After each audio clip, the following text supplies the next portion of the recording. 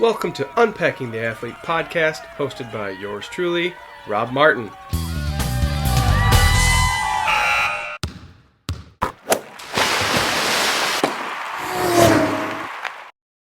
Welcome to Unpacking the Athlete, a podcast dedicated to diving deep into what makes athletes who they are. This is episode 10. I'm happy to say I made it to episode 10, but today I don't have a guest. I've had a lot of feelers out, but it takes a little more than expected to keep the ball rolling every week. So today I am the guest, and I'm going to talk about why I love the bike, why I love to ride the bike, more specifically, the mountain bike. I have many points and reasons why in no particular order, so I'm going to start with exercise. I've done a lot of sports in my life: wrestling, soccer, running, basketball, football, tennis, pickleball, outdoor hockey, racquetball, rock climbing, as well as others. There are a few sports that I would consider lifetime sports. Sports that you can continue to push your limits in well into the later stages of life. Yeah, you can swim, but is that fun all the time? Are you able to travel around the world and find a spot to swim every day? Can you swim outdoor all the time? Maybe the answer is yes. But I personally don't find joy in getting into water that is below 80 degrees. So cycling has been the perfect fit for me. I love basketball, but the sport is a contact sport, and I was tired of the ankle rolls, the concussions that came with the sport. Luckily, the sport of mountain bike was introduced to me by my brother and a client, Matt, almost at the same time. After they introduced me to it, that was all she wrote. It has become a staple in my exercise routine. It has improved my lung capacity, my Vo2 Max, my blood pressure, and many of those numbers you get tested for when you go to the doctor for a blood draw. It also has me at a very healthy weight for my height and body type. To me, basketball still is my favorite sport, but cycling is a close second. I can exercise alone. I can exercise to reset my mind. I can exercise away a bad mood. I can exercise when it's 100 degrees out and when it's 30 degrees below zero. All of this can happen while I'm on the single track. I'll mention that 30 degree below bike in a little bit. The more I think about the bike, the more I realize how lucky I am that it found me. Because no matter where I go or what the weather is doing, I can pretty much get outside and ride my bike. I love that the bike allows me to go further than hiking or running. If I'm on a single track averaging 10 miles an hour, I can cover way more ground and see a lot more on the bike than in the other two in comparison. I know you may be able to run 10 miles an hour, but not on a technical single track, so it's all relevant and I can definitely get to more places on the bike. Nothing against running and hiking, as I do a fair amount of hiking every year myself. Riding the bike, as mentioned above, leads to better health. Better health leads to happier living. My goal in life has always been to be as healthy as possible. That's why I've never stopped lifting weights and doing some form of cardio. My motto has always been that I want to live, actually live longer, and not spend my late years dying. I want to enjoy life as much as possible, and biking keeps me healthy. I will also touch on what some recent studies are talking about in a little bit. Cycling has taught me and kept me pushing my limits. I'm 45 years old soon, and every year on the bike since 2015 I've gotten faster, as an old guy in the sport. To me that's pretty crazy, and I didn't think I would ever be able to continue to push the limits. Speaking of pushing limits, when I first started, racing for me was a way to gauge how I was improving, moving from sport to expert and finally to elite races and actually doing some pro races. Watching myself getting closer at races to guys that would absolutely destroy me in the past.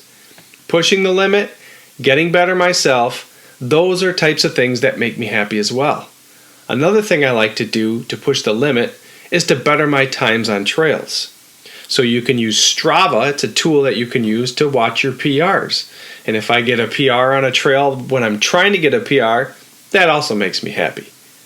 I find that getting faster on my local trails serves to keep me motivated and getting better. One last thing on the subject is jumping. I know as you get older, you probably should spend less time jumping bigger jumps and more time jumping smaller jumps, but I have been progressing and getting sendier and sendier, which brings me smiles for miles. When you ride new trails, especially the new trails, but even the same trails, you experience new challenges that you need to conquer. I love exploring new trails and completing new difficult, for me, features or terrain that I once was only able to walk. Yesterday at my local trail, I did a 57-mile ride at Owassapee, and with the recent rains, the trail was very different than it normally was, with more bumps from the rain dams that built up and the 5 to 8 inches of soft packed sand from the rain in places.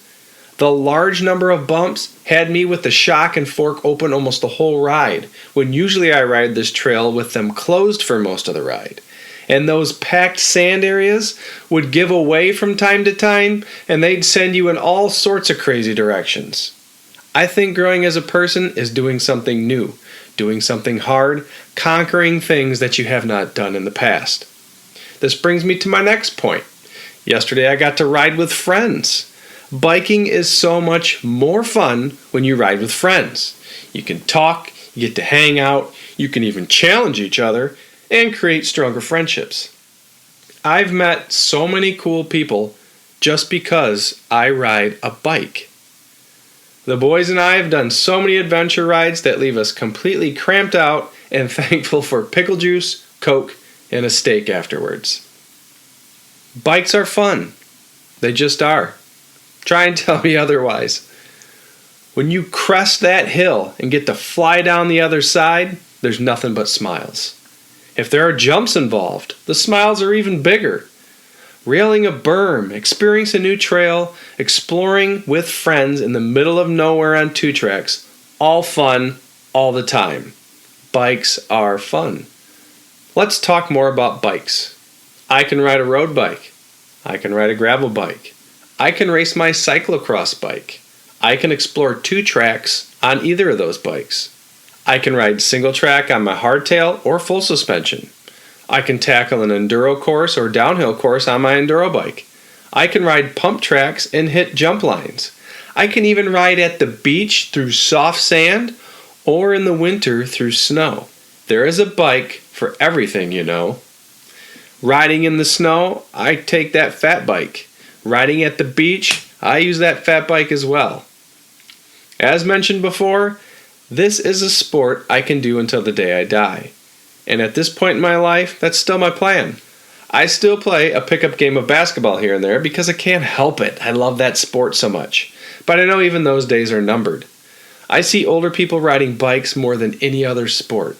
It's a sport that keeps stress on the muscles, tendons, and bones without the impact of something like running. Now, for the study I was talking about. It has to do with Vo2 Max and Longevity. Short and sweet. The higher your Vo2 Max is as you age, the better chance you have at living longer and healthier. The bike is an amazing way to keep your Vo2 Max high and avoid dying early. Once you get to the age of 65, people start to fall more. And we all know what happens. They break a femur or their hip. The stats on the outcome there are not good, with over 50% of those people dying within 12 months. Bikes. They can help you prevent that. They will keep you strong, your Vo2 Max higher than average, and your balance better than most. Start before you get over 40 if possible. Regardless, get started no matter what. This is why I love the bike.